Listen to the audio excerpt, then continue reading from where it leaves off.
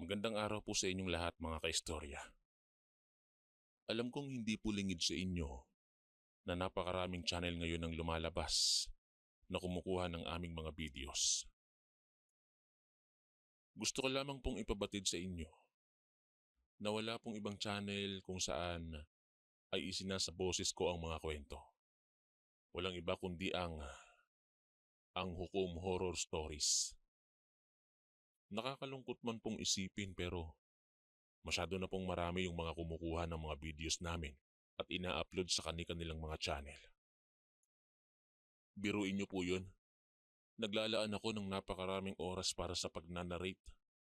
Tapos sa pag-i-edit pa. Tapos yung ibang tao kukunin lamang po yung mga videos namin nang walang kahirap-hirap at nang ganun-ganun lang. May nai-report na po kami niyan sa YouTube. Success naman po na wala yung channel. Kaso lang, parang ang ginawa po niya, yung nawala yung channel, ay gumawa po ulit siya ng bagong channel. Pagkatapos doon po niya ipinagpatuloy yung pagre-re-upload ng mga videos namin. Sa lahat po ng makakakita ng mga videos namin na nire-upload ng ibang channel, sana po wag niyong tangkilikin yung mga ganong klase ng mga tao. Sobrang nakakalungkot po kasi talaga na yung aming pinaghihirapan ay pakikinabangan ng iba nang walang kahirap-hirap. Yun lamang po. Pumunta na po tayo sa ating kwento para sa araw na to.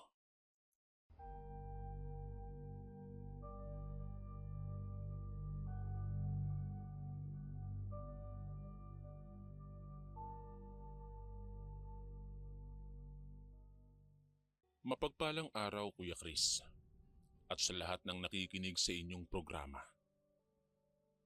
Itago mo na lamang po ako. Itago mo na lamang po ako sa pangalang Mark. 16 na taong gulang. At ito ang aking salaysay tungkol sa isang gabi ng lagim sa Aklan. Sa lupaing pinagmulan ng aking ama. Isang gabing nagbago sa pananaw ko tungkol sa mundo. At sa mga nilalang na matagal nang kinatatakutan ng mga taga-probinsya. Nagsimula ang lahat ng isang umaga ay nagising kami ng pamilya ko sa isang tawag mula sa malayong kamag-anak. Ipinabatid sa amin ang malungkot na balita. Umanaw na umano ang aming lolo at lola. Ang mga magulang ng aking ama. Hindi ko sila gaanong nakilala sapagkat sa Maynila na kami lumaki at bihira lamang kung kami ay magbakasyon sa Aklan. Ngunit ramdam ko ang lungkot ng aking ama at ng buong pamilya. Agad kaming naghanda, nag-impake ng mga gamit at naglakbay patungo sa probinsya. Habang binabaybay namin ang mahahabang kalsada, tahimik lamang ang lahat. Tila ba bawat isa ay nagmumuni-muni at iniisip ang mga susunod na mangyayari. Pagdating namin sa bahay ng lolo at lola ko, sinalubong kami ng malamig na simoy ng hangin at ng mga kamag-anak na matagal na rin naming hindi nakikita. Ang paligid ay tila nagdadalamhati at ang bawat sulok ng bahay ay puno ng mga alaalang hindi ko pa nararanasan. Subalit dama ko ang bigat nito. Isinagawa ang burol sa mismong bahay nila at ang dalawang kabaong ay magkatabi sa gitnang silid. Isa-isang lumalapit ang mga kapitbahay, kamag-anak at mga kaibigan upang magbigay ng huling respeto sa mga pumanaw.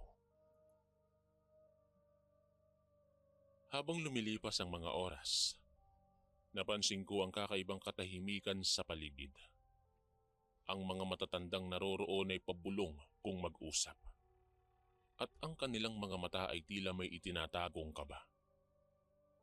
May ilan akong naririnig na pangalan ng mga nilalang na dati ko lamang napapakinggan sa mga kwento.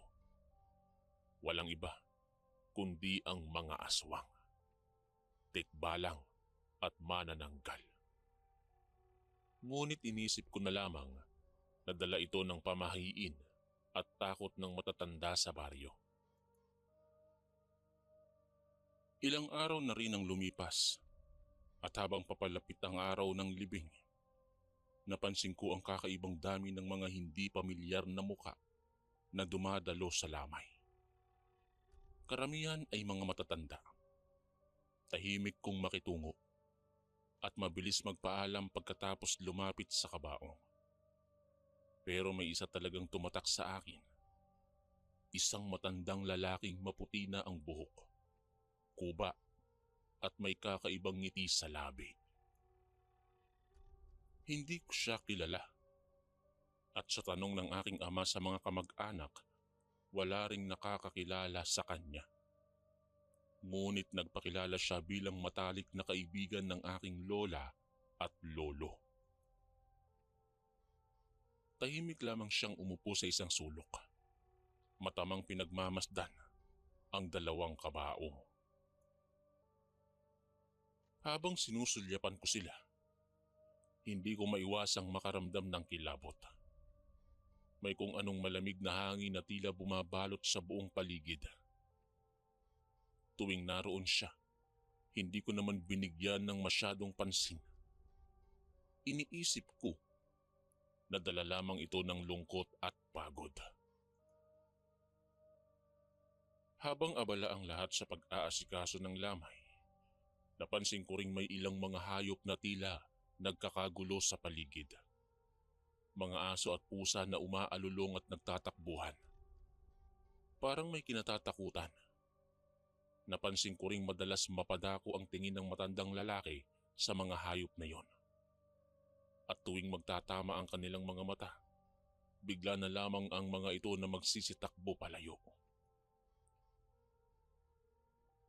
Hindi nagtagal. Lumalim ang gabi. Habang ang lahat ay abala sa pagdarasal, napansin ko ang isang albularyo na pumasok sa silid. Siya ay isang matandang lalaki rin. Ngunit kakaiba ang kanyang aura. May bitbit siyang mga halamang gamot at tila ba batid niya ang isang lihim na hindi alam ng nakararami. Wala siyang imik na lumapit sa kabaong at marahang sumilip sa loob ng bawat isa. Dito na nagsimulang magbago ang lahat. Sa sandaling yon, napansin kong nag-iba ang ekspresyon ng albularyo. Napatingin siya sa paligid. Waring may hinahanap o kinukumpirma. Maya-maya pa'y bigla siyang lumapit sa aking ama at marahang bumulong. Hindi ko narinig ang kanilang pinag-usapan, ngunit nakita kong namutla ang mukha ng aking ama. Dali-dali siyang lumapit sa amin at pinatawag kaming magkakapatid. Habang nag-uusap sila sa isang tabi, napansin kong palihim na pinagmamasdan ng albularyo ang matandang lalaki na dumalo sa lamay. Tumango-tango siya, tila ba may napagtanto. Habang patuloy ang lamay, unti-unting naging mabigat ang pakiramdam ko. Parang may mabigat na ulap na bumalot sa buong paligid at ang bawat sandali ay puno ng kaba. Habang patuloy ang pagdaan ng oras sa lamay, unti-unti kong nararamdaman ang bigat ng hangin sa loob ng bahay. Ang mga kandila ay tila mas mabilis na uupos at ang mga anino sa paligid ay sumasayaw sa liwanag. Naglalaman ng mga anyong hindi ko mawari kung totoo o likha lamang ng aking isip. Ang mga kamag-anak ko ay abala sa pakikisalamuha. Ngunit ramdam ko ang pag-aalalang bumabalot sa aking ama at sa albularyo. Hindi ko maiwasang mapansin ang matandang lalaki na dumalo sa lamay. Nasa isang sulok siya. Tila minamasdan ang bawat kilos ng mga tao. Sa bawat sandaling mapatingin ako sa kanyang direksyon, mararamdaman ko ang tila malamig na hangin na dumadampi sa aking batok. Sa kabila ng kanyang mapagkumbabang postura, May kung anong hindi maipaliwanag na takot ang bumabalot sa akin tuwing nagkakasalubong ang aming mga mata. Napansin ko ring mas madalas na nagpapalitan ng bulungan ang aking ama at ang albularyo. Hindi malinaw sa akin ang pinag-uusapan nila. Ngunit batid ko na may malalim silang pinagkakaabalahang usapin. Maya-maya pa, lumapit sa amin ang albularyo at pinakiusapan kaming magkakapatid na manatili lang sa loob ng bahay at huwag lalabas. Gaano man kalakas ang tawag ng sino man, lalo na kung gabi na.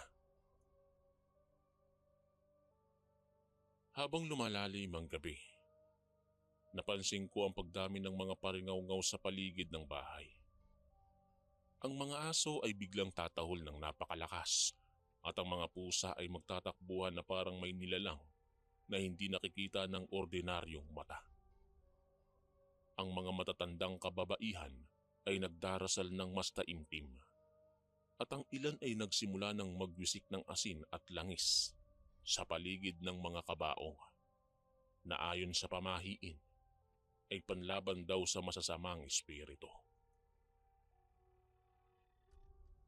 Lumapit ako sa mga kabaong ng aking lolo at lola at pinagmasdan ko ang kanilang mga anyo. Tahimik lang silang nakahimlay, tila payapa ang mga muka. Ngunit napansin ko na parang may kakaibang pagbabago sa kanilang itsura. Ang kutis ay tila naging makinis. May kakaibang kinang na parang hindi totoo. Sinubukan kong ipagkibit balikat ito, ngunit naroon pa rin ang kutob ko na may kakaibang nangyayari. Makalipas ang ilang oras, biglang tumindi ang hangin sa labas ng bahay. Ang mga bintana ay nagsimulang magkalansingan at ang mga kandila ay isa-isang namatay. Sa gitna ng kaguluhan, biglang tumayo ang albularyo at mabilis na lumapit sa mga kabao. Kinuha niya ang kanyang maliit na lampara. Sinindihan ito at isa-isang sinilip ang loob ng bawat kabaong. Napansin kong nanginginig ang kanyang mga kamay habang tinatanggal niya ang takip ng bawat isa. Sa isang iglap, namutla ang albularyo at napaatras.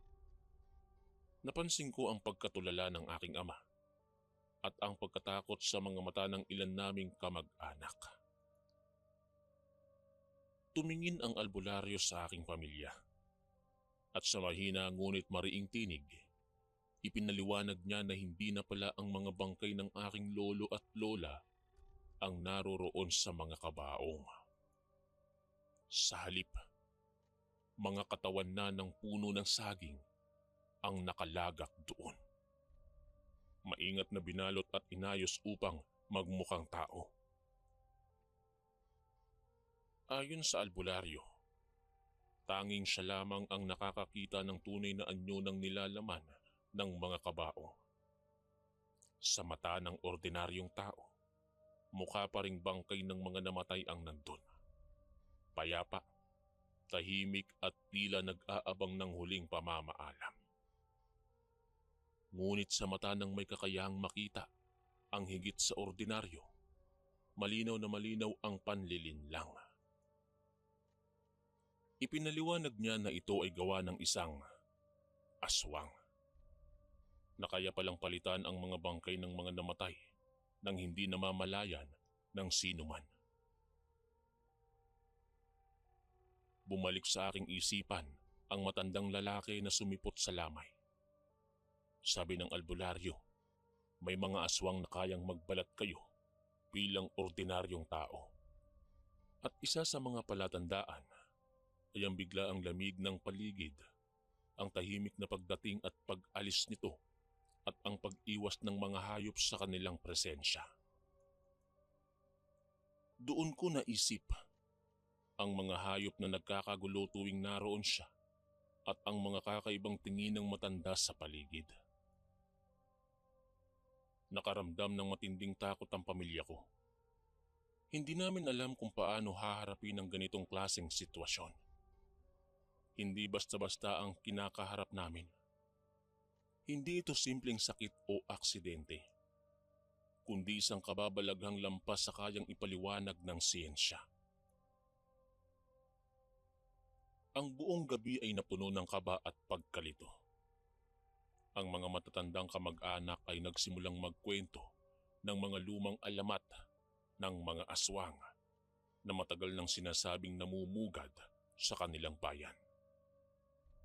Pero sa gabing yon, hindi na lang ito kwentong pananakot sa mga bata, kundi isang realidad na dumudurog sa aming paniniwala. Habang abala ang iba sa pagdarasal at pag-aalay ng kandila, ang albularyo ay nagsimulang maghanda ng mga ritual. Umalis siya sandali upang kumuha ng mga halamang gamot, asin at langis. Pinagbilinan niya kami na wag aalis sa tabi ng mga kabaong at bantayan ang bawat kilos ng matandang lalaki na pinaghihinalaan niyang aswang. Sa kabila ng takot, pinilit naming magpakatatag. Wala kaming ibang magagawa kundi sumunod sa mga tagubilin ng albularyo at maghintay ng mga susunod na mangyayari. Nagpatuloy ang gabi na puno ng tensyon at pag-aalalang bumabalot sa bawat sulok ng bahay. Habang nakahilera pa rin ang mga kabaong ng aking lolo at lola, ramdam ko ang hindi mapalagay na damdamin ng aking ama. Lalo na't malinaw na sa aming lahat na may kakaibang nangyayari. Hindi na kami nag-atubili pang sumunod sa mga bilin ng albularyo. Walang lalabas ng bahay, walang magbubukas ng pinto para sa hindi inaasahang bisita, at walang magpapadala sa mga bulong o anyong pamilyar kahit gaano pa ito kaakit-akit. Habang abala ang ibang kamag-anak sa pagdarasal, sinimulan ng albularyo ang kanyang paghahanda para sa gagawing ritual. Tahimik siyang naglatag ng puting tela sa tabi ng mga kabaong. Tsaka niya inilabas ang kanyang mga dala. Asin, bawang, dahon ng saging at langis na amoy yerba buena. Pinagmasdan ko siya mula sa di kalayuan. Napapansin ko ang bawat maingat niyang galaw. Animoy sanay na sanay siya sa mga ganitong sitwasyon. Sa bawat pagwiwisik ng asin at langis, tila humihina ang malamig na hangin na kanina pa bumabalot sa paligid. Ngunit hindi pa rin nawawala ang pakiramdam na may nagmamasid sa amin mula sa dilim. Sa mga sandaling yon, ipinaliwanag ng albularyo ang buong pangyayari sa amin. Anya, may mga aswang na kayang magtago sa anyo ng tao. Lumalapit sa mga lamay upang magnakaw ng bangkay. Ang kanilang layunin ay ang gamitin ang katawan ng namatay para sa kanilang mga ritual.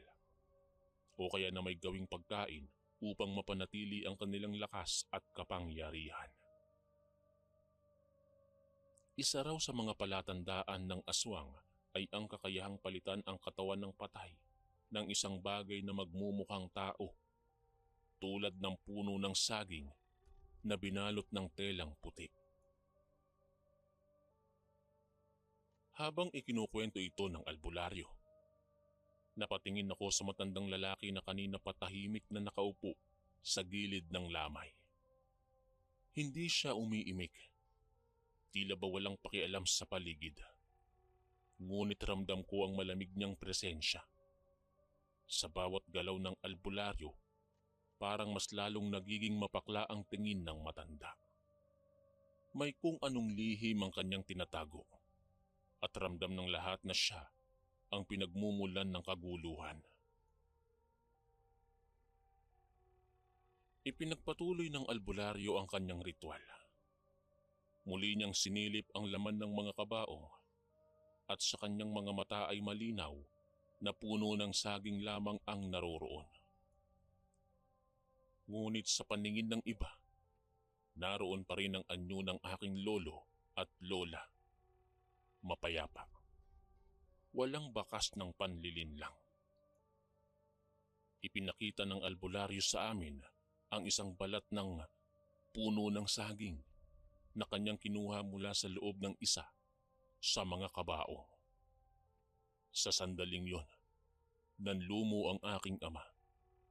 Hindi na siya nakapagsalita. Bagkus ay napaupo na lamang siya habang hawak ang kanyang ulo. Ayon sa paliwanag ng albularyo, kailangang mahanap at mabalik ang tunay na mga bangkay. Kung hindi ito magagawa bago sumapit ang ikatlong gabi ng lamay, tuluyan ng magiging bihag ng aswang ang kaluluwa ng aming lolo at lola.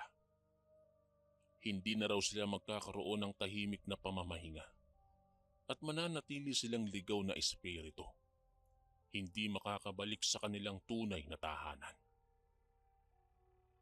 Mahigpit ang babala ng albularyo na wag papayagan ng sinuman, lalo na ang matandang lalaki na lumapit muli sa mga kabaong. Habang lumalalim ang gabi, muling bumalik ang kakaibang katahimikan sa paligid. Ang mga hayop ay nanahimik at ang hangin ay tila tumitigil sa pag-ikot. Mula sa bintana, nakita ko ang matandang lalaki na palihim na nakatingin sa amin. Ang kanyang mga mata ay tila nagliliyab sa galit at pagkayamot. Hindi ko maiwasang mapalunok ng laway at mapalapit sa aking mga magulang. Nag-umpisa na rin kaming maghanda ayon sa bilin ng albularyo. Inilagay namin ang asin at bawang sa paligid ng bahay. Naglatag ng dahon ng saging sa pintuan at nagsindi ng kandila sa bawat sulok. Ayon pa sa albularyo, ito raw ay mga pangunahing panangga laban sa mga aswang. Ngunit sa kabila ng mga paghahandang ito, ramdam pa rin namin ang takot at pagkabahala.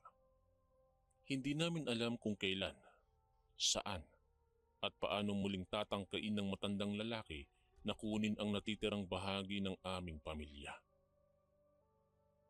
Sa mga oras na yon, naramdaman ko ang bigat ng responsibilidad na nakaatang sa aming mga balikat. Hindi lamang para sa aming sarili, kundi para rin sa kaluluwa ng aming lolo at lola. Hindi ko na rin maiwasang mag-isip kung ano pa ang kayang gawin ng matandang lalaki at kung paano namin mapipigilan ang kanyang masamang balak. Naging napakahaba ng gabi, pero malinaw sa amin na ito pa lamang ang simula ng aming laban. Sa bawat paglipas ng oras, mas lalong lumalalim ang misteryo at takot na bumabalot sa buong bahay. Sa tulong ng albularyo, handa na naming harapin ang susunod na yugto ng pakikibaka. Ang pagbawi sa mga tunay na katawan ng aming lolo at lola at ang pagpuksa sa aswang na patuloy na nagkukubli sa anyo ng isang matanda. Sumapit ang ikalawang gabi ng lamay na tila mas mabigat at mas malamig kaysa sa naunang gabi. Ang pagod at takot ay naghalo sa bawat miyembro ng aming pamilya. Ngunit ang bawat isa ay pilit na nagpapakatatag. Wala na kaming nagawa kundi maghintay at umasa na ang mga hakbang ng albularyo ay magbubunga ng maganda. Habang ang ibang kamag-anak ay abala sa pagdarasal, kami ng aking ama at mga kapatid ay mahigpit na nagbabantay. Palaging nakatingin sa paligid, pinagmamasdan kung may kakaibang kilos na mangyayari. Sa labas ng bahay, ang mga kandila ay patuloy na nagsisilbing ilaw laban sa dilim. Ngunit animoy may mga aninong gumagapang sa paligid. Ang mga aso at pusa na kanina pa ay tila nagbabantay rin.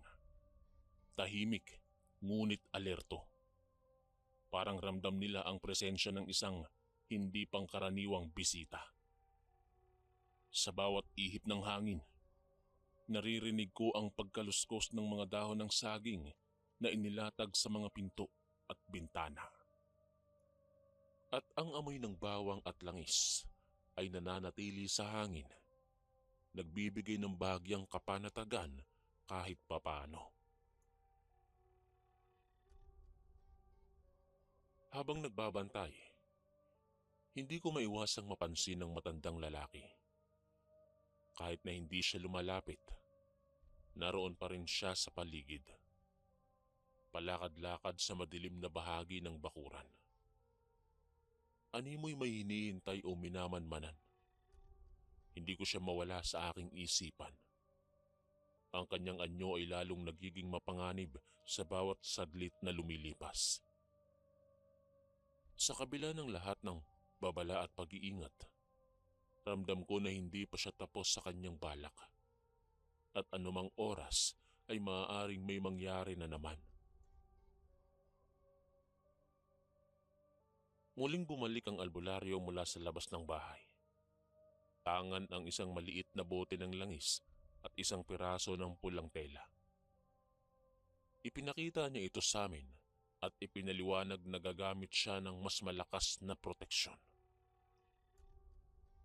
Isang ritual na naglalayong ilantad ang tunay na anyo ng aswang. At matuntun kung nasaan ang mga tunay na bangkay ng aming lolo at lola. Habang inihahanda niya ang kanyang mga gamit, nagdasal siya ng taimtim. Binigkas ang mga salitang hindi ko maunawaan. Ngunit ramdam ko ang lakas at debosyon sa bawat bigkas niya ng mga ito. Maya-maya pa, unti-unting bumigat ang hangin sa loob ng bahay. Ang mga kamag-anak ko ay nagtipon-tipon sa gitna.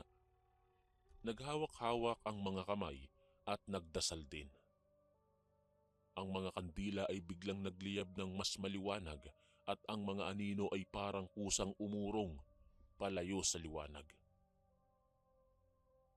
Sa gitna ng ritual, biglang may narinig kaming kaluskos sa labas. Kasunod ang malakas na pag-ugong ng hangin. Napatingin kaming lahat sa direksyon ng matandang lalaki. Ngunit sa isang iglap ay nawala siya sa aming paningin. Nagpatuloy naman ang albularyo sa kanyang ritual. Binuhusan niya ng langis ang mga kabaong, tsaka ibinalot ang pulang tela sa kanilang mga paa. Pagkatapos nito, nilibot niya ang buong bahay. Winisikan ng asin ang bawat sulok at pinakawala ng isang puting manok bilang bahagi ng seremonya. Ayon sa kanyang paliwanag, ang manok ay magsisilbing tagapagbantay at magbibigay ng babala kung may nilalang na pilit na papasok sa loob ng bahay. Lumipas ang oras na walang kakaibang nangyari. Ngunit habang lumalalim ang gabi, bigla na lang nag-ingay ang puting manok. Tumatakbo ito palibot sa loob ng bahay. At tila may itinuturo sa isang bahagi ng dingding malapit sa mismong mga kabaong. Napabalikwas ang albularyo. Kinuha ang bote ng langis at mabilis na nilapitan ang lugar na yon. Pinagmasdan naming lahat ang kanyang ginagawa. Punong-puno ng kaba at pagtataka. Habang isinasagawa ng albularyo ang huling bahagi ng ritual, biglang nagbago ang anyo ng paligid. Ang ilaw ng kandila ay tila lumiliit at ang malamig na hangin ay bumalot sa amin. Sa isang iglap, nakita ng albularyo at siya lamang na ang mga kabaong ay muling nagbago ng anyo. Ang mga katawan ng lolo at lola ko ay parang naglalaho. At sa kanilang lugar ay unti-unting lumilitaw ang anyo ng mga puno ng saging. Pero sa paningin ng aking pamilya at ng mga bisita, wala namang nagbabago. Mga bangkay pa rin ng aming lolo at lola ang nakikita nila. Muling ipinaliwanag ng albularyo na mas lumalakas ang kapangyarihan ng aswang tuwing sumasapit ang kalagitnaan ng gabi. Ang tanging paraan upang maibalik ang tunay na bangkay ay ang harapin at labanan ang aswang mismo. Kailangang hanapin ang kanyang taguan. Karaniwan daw ay nasa malalapit na gubat o yungib at doon idadaos ang ritual ng pagbawi. Subalit hindi ito magiging madali. Kailangan ng tapang, pananampalataya at pagkakaisa ng pamilya. Habang nagpaplano ang albularyo at ang aking ama ng susunod na hakbang, ramdam ko ang paghahalo ng takot at pag-asa sa aming mga puso. Gusto naming mabawi ang katahimikan at dignidad ng aming mga mahal sa buhay na yumao. Ngunit alam naming malaki ang panganib at walang kasiguraduhan ang tagumpay. Sa kabila ng lahat, pinili naming magkaisa. Sumunod sa mga tagubilin ng albularyo at maghanda para sa pinakamahirap na bahagi ng aming laban. Pagsapit ng umaga, tila mas mabigat na ang himig ng paligid. Ang mga mata ng bawat isa ay punong-puno ng pagod at takot.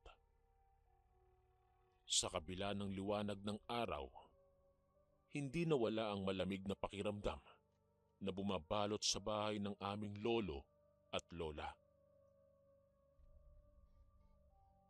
Ang lamay ay nagpapatuloy, ngunit naroon pa rin ang bigat ng hindi maipaliwanag na pangamba. Alam naming hindi matatapos ang lahat hanggat hindi namin nababawi ang mga tunay na katawan ng aming mga mahal sa buhay.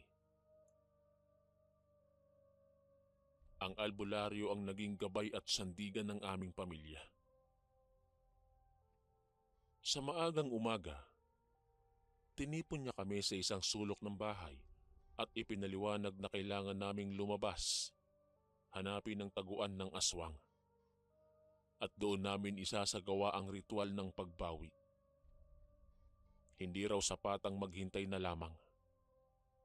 Kung magpapatuloy ang lamay na puno ng panlilinlang, tuluyan nang mawawala ang kaluluwa ng aming lolo at lola. Ang bawat oras ay mahalaga, at ang pag-aantala ay lalo lamang magpapalakas sa kapangyarihan ng aswang. Nagsimula kaming maghanda. Binigyan kami ng albularyo ng mga panangga, katulad ng bawang na itinali sa aming leeg, asin na inilagay sa bulsa at langis na ipinaloob sa maliit na bote. Binalaan niya kaming wag na wag iwawala ang mga yon, sapagkat ito lamang ang panandaliang proteksyon laban sa masasamang espiritu. Habang ang ilan sa aming mga kamag-anak ay naiwan upang magbantay sa bahay, kaming magkakapamilya at ang albularyo ay tahimik na naglakad patungo sa gubat na malapit sa likod ng bahay. Hindi madali ang daan. Ang gubat ay masukal at sa bawat hakbang ay tila may mga matang nagmamasid mula sa kakahuyan. Ang liwanag ng araw ay hirap makalusot sa kapal ng mga dahon at sanga. Ang katahimikan ay napuputol lamang ng huni ng mga ibon at huni ng mga insekto. Sa bawat sandali, nararamdaman ko ang kaba at takot na baka anumang oras ay may sumulpot na nilalang mula sa dilim ng mga punong kahoy. Sa pamumuno ng albularyo, sinundan namin ang mga bakas na ayon sa kanya ay palatandaan ng presensya ng aswang. Mga patak ng malalapot na likido sa lupa. Mga dahong tila nilanta ng hindi may paliwanag na init at mga punong may kakaibang marka.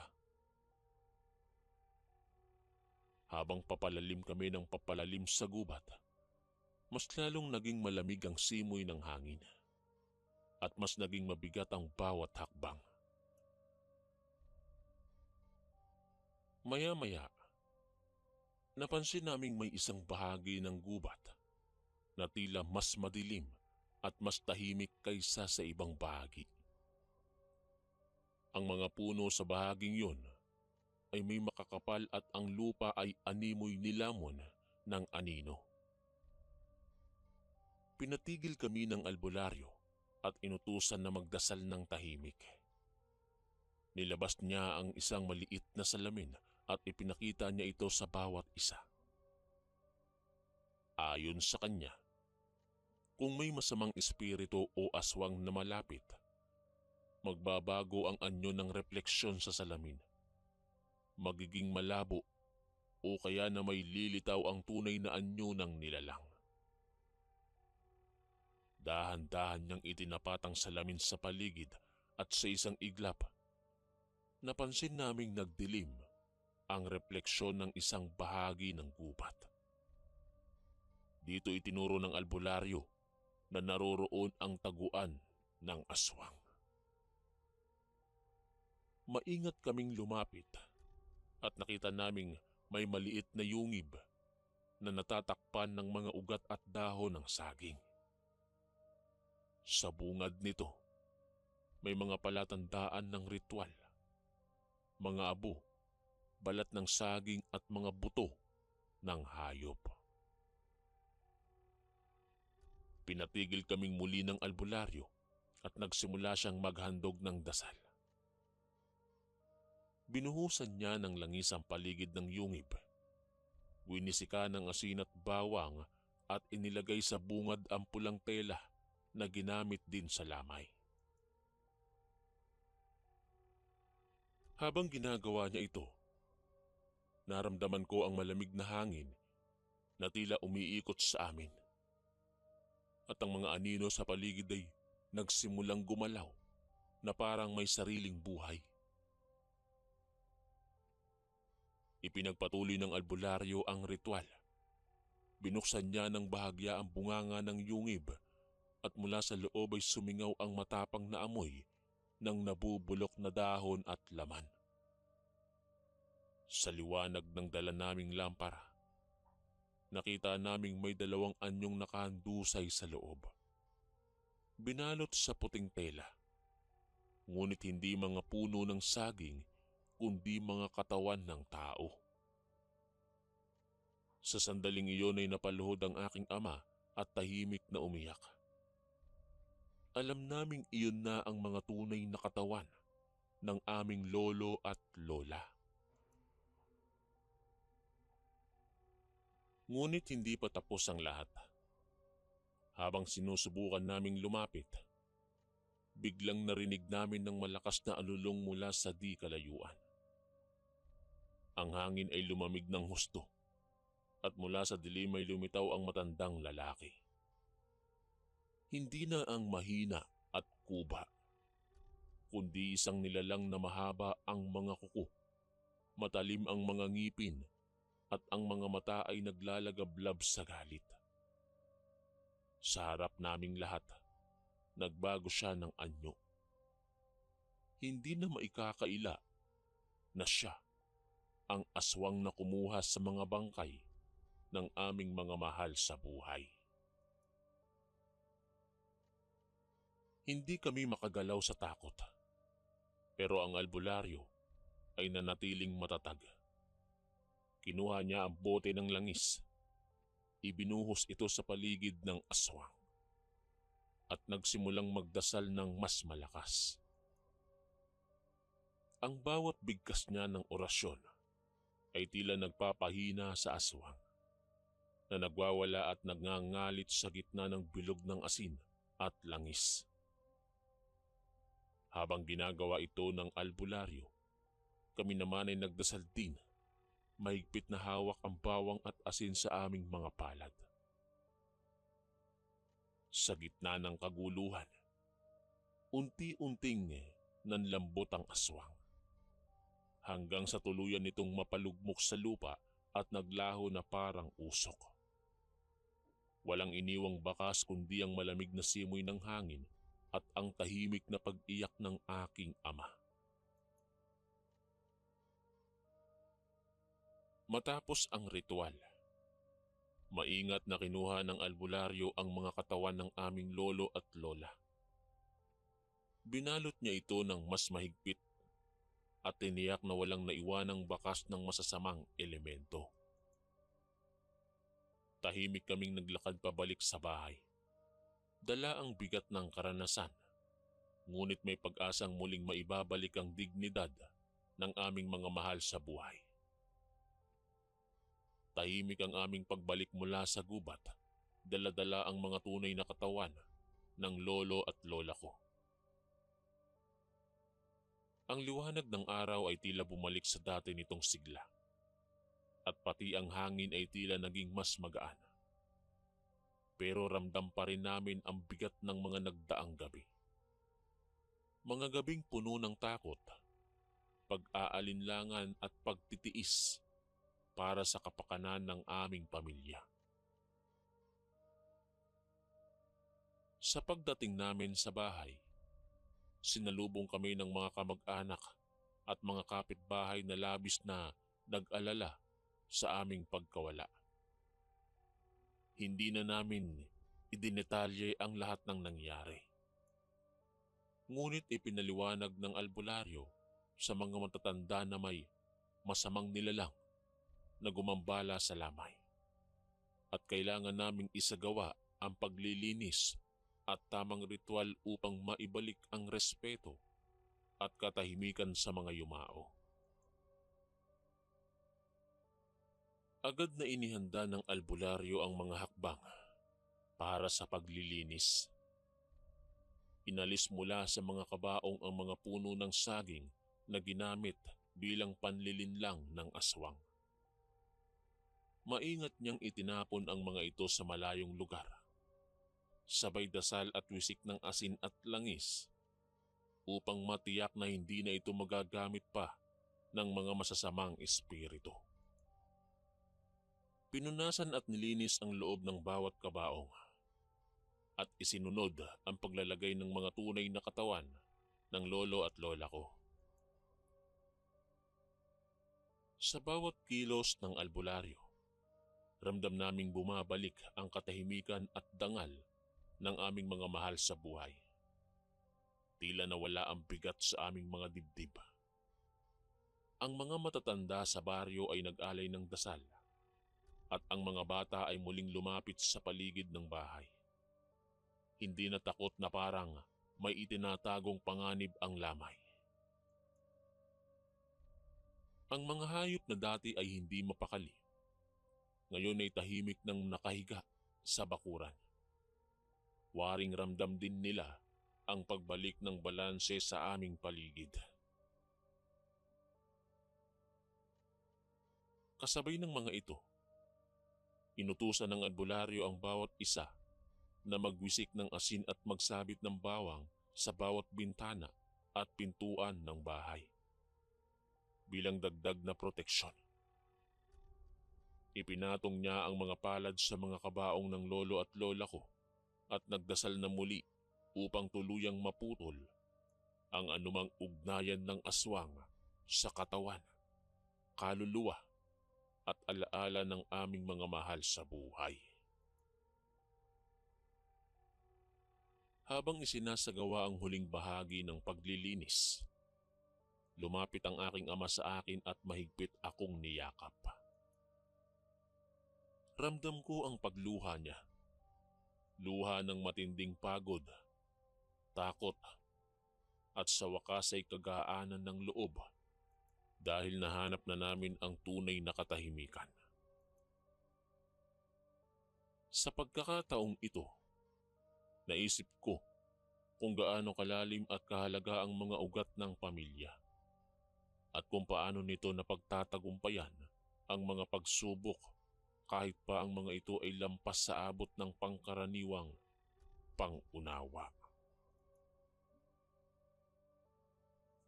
Nagsimula nang magtipon-tipon ang buong pamilya para sa panibagong dasal.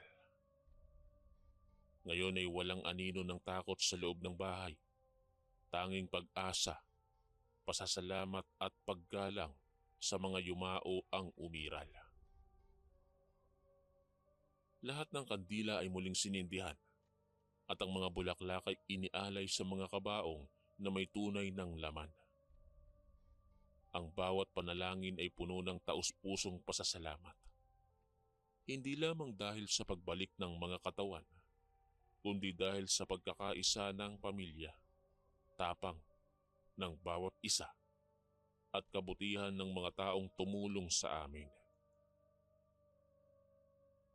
Habang lumalalim ang gabi, naramdaman ko ang pagod na unti-unting napapalitan ng kapanatagan. Ang bahay na dati ay tila binabalot ng dilim, ngayon ay tila pinupuno ng liwanag ng pagmamahalan at pag-asa. Sa bawat sulok ng bahay, naroon ang mga alaalang hindi na muling magugulo ng masasamang nilalang. Naging payapa ang natitirang araw ng lamay. Wala nang kakaibang pangyayari at ang mga bisita ay mahinahong nagbibigay ng huling respeto. Sa gabing iyon, bago tuluyang isara ang mga kabaong, muling nagdasal ang albularyo. Humiling ng kapatawaran para sa mga kaluluwang nabulabog at nagpasalamat sa may kapal na kami ay nailigtas sa anino ng kasamaan. Napagtanto ko na ang lakas ng pamilya ay hindi nasusukat sa dami ng pagsubok, kundi sa kakayahan nitong magkaisa at magtiwala sa isa't isa. Sa huli, sa kabila ng takot at ligalig, na naig pa rin ang liwanag at kabutihan. Pagsapit ng huling gabi ng lamay, ramdam sa buong bahay ang isang uri ng katahimikang matagal naming hinintay. Sa unang pagkakataon, mula nang dumating kami sa Aklan, nakaramdam kami ng ginhawa. Parang nawala ang malamig na hangin at ang mga ilaw ng kandila ay hindi na kinukubli ng anino ng takot. Ang mga bulaklak sa paligid ng kabaong ay tila mas sariwa. At ang mga dasal ay mas taimtim, puno ng pasasalamat at pag-asa. Habang papalapit ang oras ng libing, naging mas introspektibo ang bawat isa sa pamilya. Sa gitna ng katahimikan, binalikan ko sa isip ang lahat ng nangyari, mula sa pagdating naming puno ng lungkot, hanggang sa mga gabing puno ng lagim at kababalaghan, at sa tagumpay naming nabawi ang dignidad ng aming mga lolo at lola. Napagtanto ko kung gaano kalalim ang ugat ng takot na dala ng mga alamat. Ngunit higit pa roon kung gaano ring kalalim ang lakas ng pananalig at pagmamahal ng isang pamilya. Ang albularyo ay nanatiling tahimik, pero ramdam ang kanyang malasakit sa bawat hakbang ng paghahanda para sa libing. Bago ilipat ang mga kabaong sa simbahan, muling nagdasal ang buong pamilya at mga kamag-anak. Hiningi ang kapatawaran at kapayapaan para sa mga yumao. Wala nang anino ng aswang, wala na rin ang presensya ng matandang lalaki na nagdala ng takot at ligalig. Bagkus, ang natira na lamang ay ang mga kwento ng tapang, pagkakaisa at pananampalataya. Sa oras ng libing, Naglakad kami papuntang simbahan na may magkahalong lungkot at pag-asa sa aming mga puso. Ang bawat hakbang ay tila paglalakbay rin palabas ng dilim na bumalot sa aming pamilya. Ang mga kapitbahay at kaibigan ay sumama sa prosesyon at bawat isa ay nagbibigay pugay sa aming mga lolo at lola. Nang ihatid na sa huling hantungan ng kanilang mga katawan, parang biglang gumaan ang paligid. Ang hangin ay naging mahina at malamig. Ngunit hindi na ito nagdadala ng takot, kundi ng paghilom. Pagkatapos ng libing, nagtipon-tipon ang buong pamilya sa lumang bahay ng aming lolo at lola. Nagbahagi ng kwento ang bawat isa, mga alaala ng kabataan ng aking ama, mga aral na iniwan ng aming mga lolo at lola, at maging ang natatanging karanasang dinala ng aming pagbisita. Hindi namin itinago ang katotohanan ng nangyari. Bagkus, ito ay isinama namin sa mga alamat ng aming angkan. Isang paalala na kahit sa gitna ng kadiliman, may liwanag na handang sumalubong kung magtutulungan at magtitiwala ang bawat isa. Sa mga sumunod na araw, bumalik na sa normal ang buhay sa baryo. Ang mga bata ay naglalaro muli sa likod ng bahay, ang mga matatanda ay nagkukwentuhan sa silong, at ang mga alagang hayop ay tahimik na nagpapahinga. Ngunit sa puso ng bawat isa sa amin, hindi nawawala ang alaala ng kababalagan. Hindi bilang sanhi ng takot, kundi bilang aral at babala na may mga nilalang na patuloy na gumagala sa mundo. At ang tanging sandata ay tapang, pagkakaisa at pananampalataya. Bago kami bumalik sa Maynila, muling nagtipon ang pamilya sa puntod ng aming lolo at lola. Dito, taimtim kaming nagpasalamat. Hindi lamang sa kanilang naging buhay, kundi sa kanilang patuloy na paggabay sa amin. Sa kabila ng pagsubok at panganib, habang nakatanaw ako sa malayo, nakita ko ang liwanag ng araw na sumisikat mula sa likod ng mga puno ng saging. Tila paalala na ang bawat gabi ng lagim ay laging sinusundan ng bagong umaga. Ang kwentong ito ay mananatiling buhay sa aming pamilya. Hindi lamang bilang alamat ng takot, kundi bilang patunay ng tibay at pagmamahal na hindi kayang tibagin ng kahit anong dilim.